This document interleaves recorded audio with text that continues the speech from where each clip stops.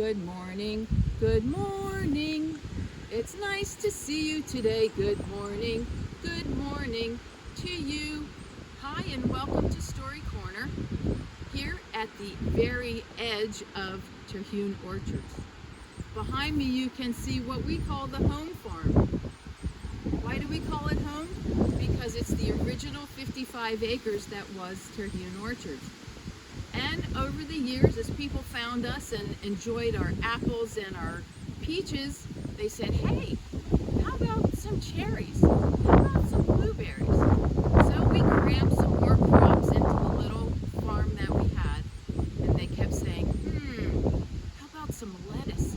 You guys make the best cider? How about growing the best tomatoes? And are they organic? Well, it sounds like a challenge, but we looked down this corner of the farm and looked through the woods. Looks pretty scary up there. Are there bears in there? Are there birds in there? We don't know what's at the end of the lane, but I think in our story we'll get some answers from a bear and his friends. Join me. The story today is called Bear Came Along by Richard T. Morris, illustrated by LeUyen, Pham. Once there was a river that flowed night and day, but it didn't know it was a river until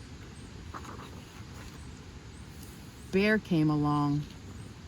Bear was just being curious. When he realized what the river could do, but he didn't know he was on an adventure until Froggy hopped on. Froggy was a lonely frog who was looking for a friend, but she didn't know how many she had until the turtles showed up. The turtles tried to warn them about the things that could go wrong, but they didn't know how to enjoy the ride. Until Beaver climbed aboard. Beaver was born to captain.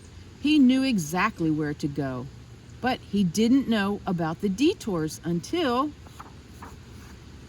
the raccoons dropped in. The raccoons were so excited about the twists and turns ahead, but they didn't know they had to be careful until they crashed into Duck. Duck was so content being right where she was, but she didn't know there was a world to see. Until, oh, I hear it. Oh no, when they see it, what's up ahead? The waterfall. Bear held on to Froggy, Froggy held on to Turtles, Turtles held on to Beaver, Beaver held on to raccoons, and Raccoon held on to Duck. Oh, what a ride! So many different animals living their separate lives, like they didn't know they were in it together until the river came along. Who are you in that story? Were you the turtles that were afraid? Or were you the duck that they crashed into?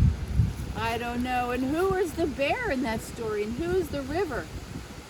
I think the river is at the other end of the lane.